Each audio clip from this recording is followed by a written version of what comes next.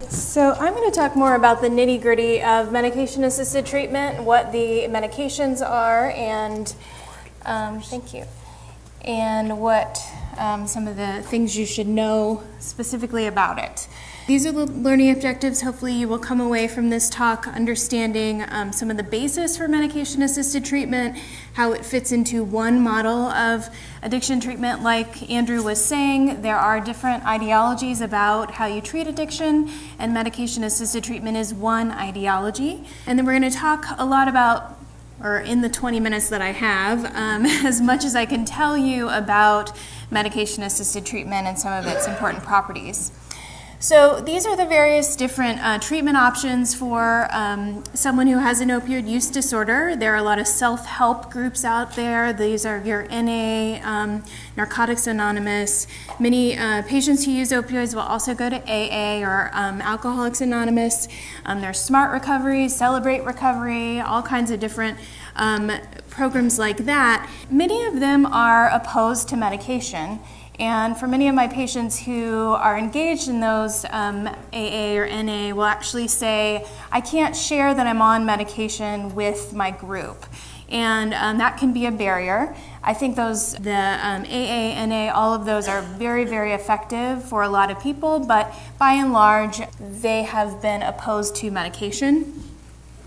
The other modality of treatment that you'll see a lot of people want to access is detox. So they'll say, I've been using heroin, I've been using pills, I need to detox, and then there's this idea that, once you're done, you're good, you don't need to access any ongoing treatment, and sometimes detoxes include medication and sometimes they don't.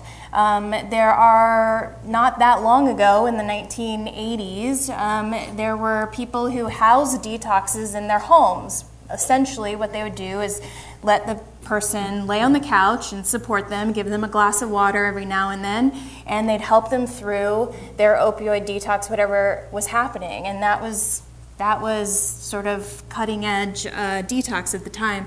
And now we have detoxes which sometimes use buprenorphine, sometimes use clonidine, other modalities of treatment, but not always. Outpatient treatment typically involves, this would be your methadone maintenance program or your Suboxone maintenance program, or it would be an outpatient treatment program that does not use medication at all. And again, depending on the addiction treatment program that you go to, they may or may not feel very strongly about you using medication or not. And then residential treatment is certainly an option. I can tell you that there are not a lot of residential treatment programs that will actually allow patients to be on medication. In the Portland area, there are maybe 2 that I'm aware of. There may be, maybe that's a little bit of an understatement, maybe 3, and many of them will not allow patients to be on methadone for sure, and then buprenorphine is sort of a hit or miss. So it can be hard for your patients who need the highest level of care for addiction treatment, which would be residential treatment. Many of them are not actually able to also take a medication, which we think is effective. Okay, so there are basically three medications when we're talking about opioid use disorder that will treat that condition. It's methadone, buprenorphine, oral naltrexone, which is abbreviated there as NTX, and extended release naltrexone. And this slide I like to show is kind of a summary slide of the effectiveness of these 3 medications. We see that all of them improve treatment retention. So we know that actually they can be quite effective to help people stay engaged in treatment. We see that all of them reduce opioid misuse, and most of the time we're seeing that criminal activity is decreasing with them as well. When methadone and buprenorphine were studied, they did show a trend toward decreased criminality, but the trend was not significant. So by and large, what we're seeing with medication-assisted treatment is that we're getting better retention, decreased use, and decreased, you could say, social effects of opioid use. And these are the numbers here. The N is the number of studies. There have been a few more studies in some of these since the time I originally wrote this slide. Okay, so this is a slide basically showing what each of these medications do. So methadone is a full opioid agonist, buprenorphine is a partial opioid agonist, and naltrexone is a complete opioid antagonist. And I'm going to explain what that means here. So on this axis we have mu activity, so essentially the opioid receptor, the primary opioid receptor, how saturated is that receptor based on these different medications. And then on this line you have the dose as the dose increases. So naltrexone, which is a complete antagonist, meaning it completely blocks the opioid receptor, you see that there's no mu activity at all. As the dose increases, it basically completely blocks the opioid receptor. Methadone is a full opioid agonist, meaning that as you increase the dose of methadone, you get more and more saturation or activity at the mu receptor until you kind of get the super saturation point. This is at doses, very high doses, probably around 200, 250 milligrams, where you kind of bottom out because you really don't have that many mu receptors available anymore. And so as the dose increases, you just get increasing effect. What's different about buprenorphine, which is a partial opioid agonist, is that initially as you increase the dose, you get increased activity at the mu receptor, but then there's this ceiling effect that Andrew discussed, and so at a certain point, despite increasing the dose, you actually are no longer going to get activity at the mu receptor, and we think this dose is about somewhere in the 32 milligram range potentially. So what's good about that is we know that it's pretty difficult to, not completely impossible, but more difficult to overdose on buprenorphine because of this sort of protective ceiling effect. What this also means is a very important thing about buprenorphine, which is if you give buprenorphine to someone who's on a full agonist like methadone, what happens is they actually drop precipitously down to this partial agonist level, and that's called precipitated withdrawal. And that's one of the features of buprenorphine that I'm going to talk about. And so this graph is important to kind of understand that concept of how they're different. Okay, so we're talking about methadone maintenance. We're talking about methadone maintenance programs going to a daily dispensary. And again, this is a full opioid agonist. It has a very long elimination half-life. In some people, a half-life can be as long as 100 hours. So this is a medication that sticks around in your system for quite a long time. That makes it a highly effective medication to treat opioid use disorder, but it can also make it a very dangerous medication if you're mixing it with heroin or other sedatives or other sedative hypnotics. It is in a methadone maintenance program given on a daily basis. It means you go to a window every day and you're actually assessed on a daily basis, generally Monday through Saturday, by a nurse or an RN or an LPN. So you're actually getting a face-to-face interaction with a medical professional on a daily basis. I think that's highly important because there is a lot that can happen in that interaction on a daily basis. You could do hepatitis C interventions daily. You could talk about HIV risk factors daily. You could talk about, how's it going, doing very small, brief interventions during that time. And in the program that I run, we really try to focus on doing a lot of education in that small amount of time. It also means that you're evaluating the patient for the safety of that medication. If they come in and they're very sedated, you're not going to give them that medicine. They come in and they're not breathing well, they're coughing, they appear sick, you can evaluate them, you can get them treatment if they need. So there's a lot of opportunity in that one small interaction. As you increase the dose of methadone, we do see that there is reduced euphoria that seems to occur with subsequent opioid use. That's generally at what we call therapeutic dose. Some people call that a blocking dose. I think there's a bit of a myth around what a blocking dose is. You'll hear this frequently in your patients who are on methadone. They'll say, well, I'm just not at a blocking dose, that's why I continue to use heroin. I don't know that that's exactly true, though we will see that patients do tend to do better on doses somewhere in the higher range than you would expect for, say, pain treatment. And the doses for opioid use disorder are generally in the 60 to 90 milligram range. That doesn't mean it has to be that high, but that's the general dose that we're seeing good effect. There is specific eligibility criteria to be a methadone maintenance patient, so you can't have only used heroin for 2 months and walk in the door and be on methadone generally. So those are some important things to know. As you do, as you're in the treatment program longer, you have access to more what we call take-homes. And so the number one way to determine if your patient has been successful on methadone is to ask them how many take-homes they have. If they tell you they have none, then you can be pretty assured that they're not doing well in their program.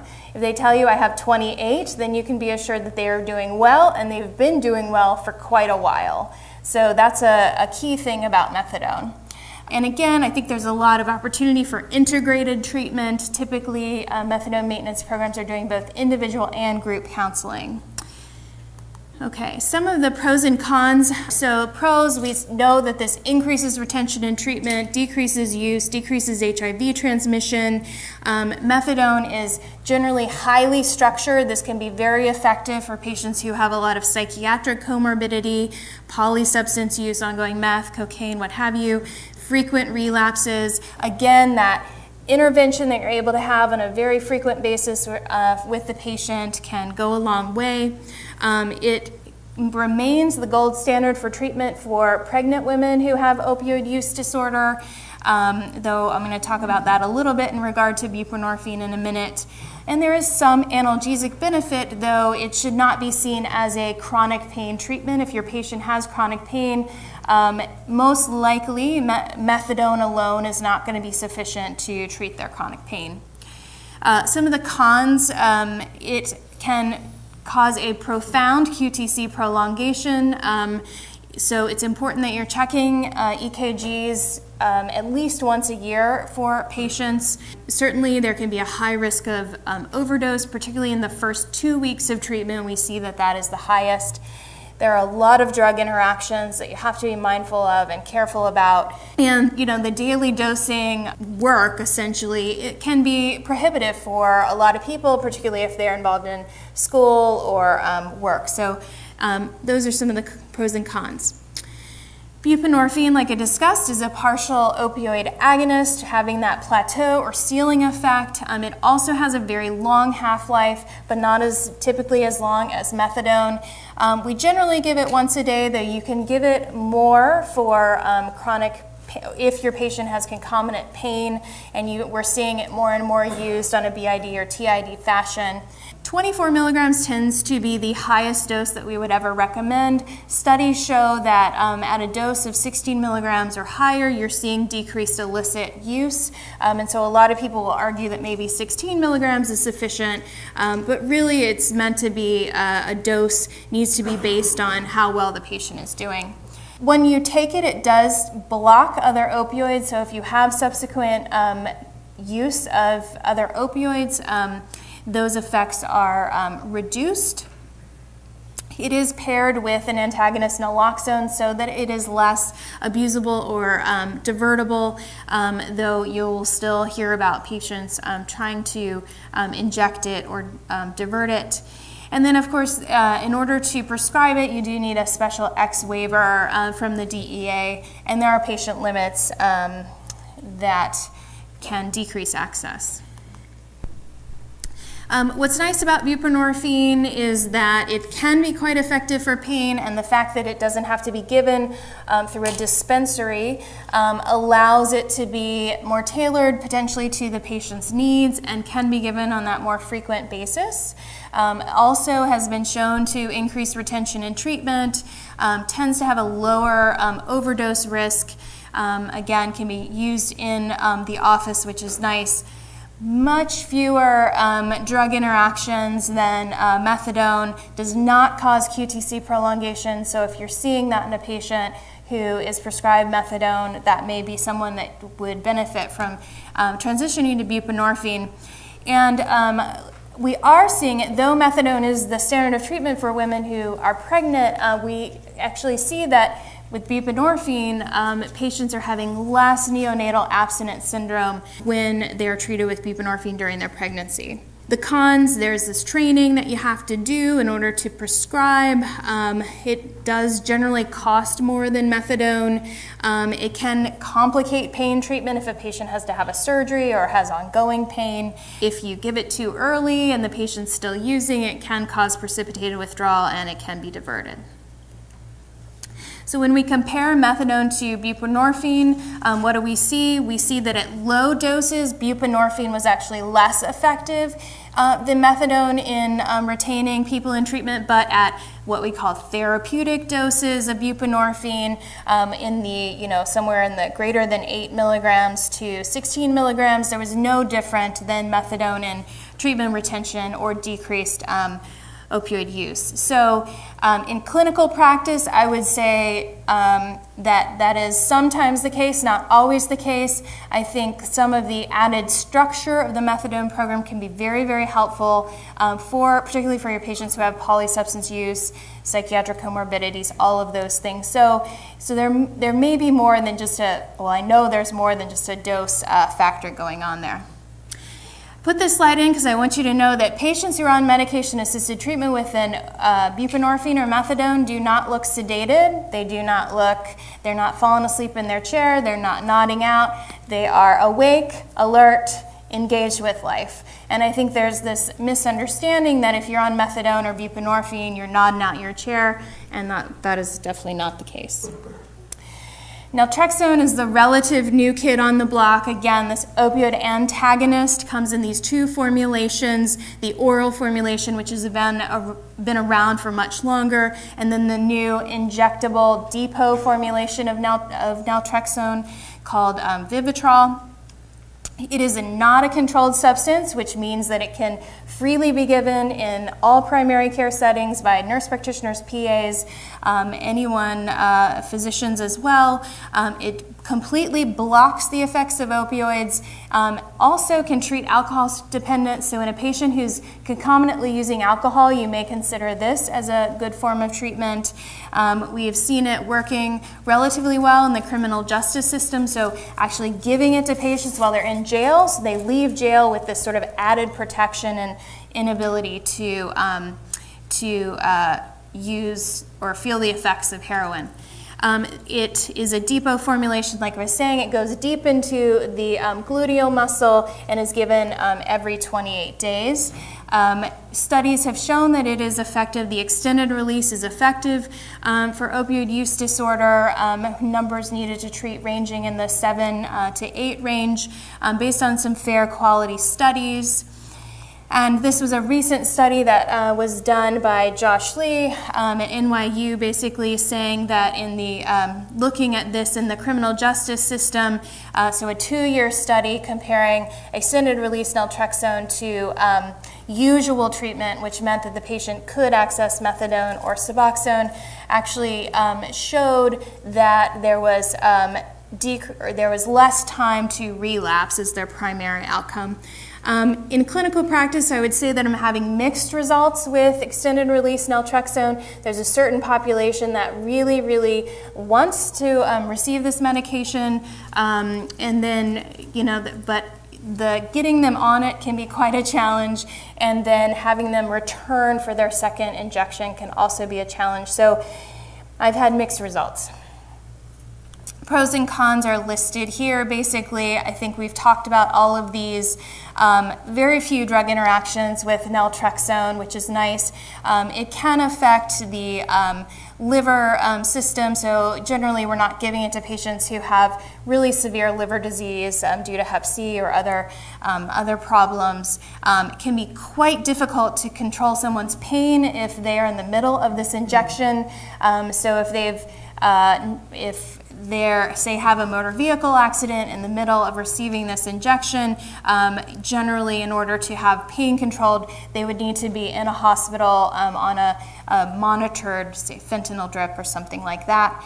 Another important thing is that the overdose risk when this wears off can be very, very important to acknowledge that their tolerance during the time that they're treated has been drastically changed, and so if they were to resume use when the shot wears off, that can be a problem.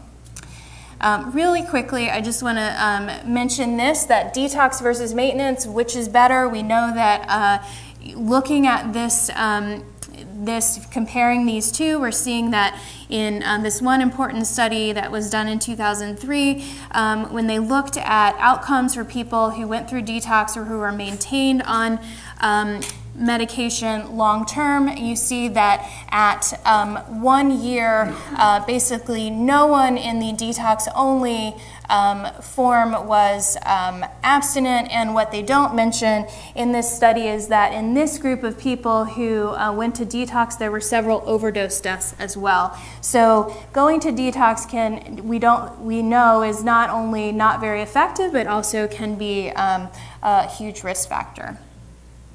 Some of the pitfalls that I see in primary care are not working with your addictions provider very well. There can be a lot of communication downfalls that can occur if you don't say know your methadone, the medical director of your methadone program, or feel comfortable reaching out to them. There seem to be a lot of knowledge gaps about what medication-assisted treatment is. I do see on a relative frequent basis providers trying to do the right thing, but using methadone for actually treating opioid use disorder, but sort of cloaking it in this, we're really treating for pain, but they know that they're really treating opioid use disorder. Methadone maintenance programs do not treat pain, and so referring your patient who has pain to a methadone maintenance program is generally not very effective. And then certainly these drug interactions or the QTC prolonging issues can come up with some frequency when using methadone. I just want to alert everyone to some of these resources, and we'll talk a lot more about this tomorrow in our other talks, but some of them are listed there. Thank you.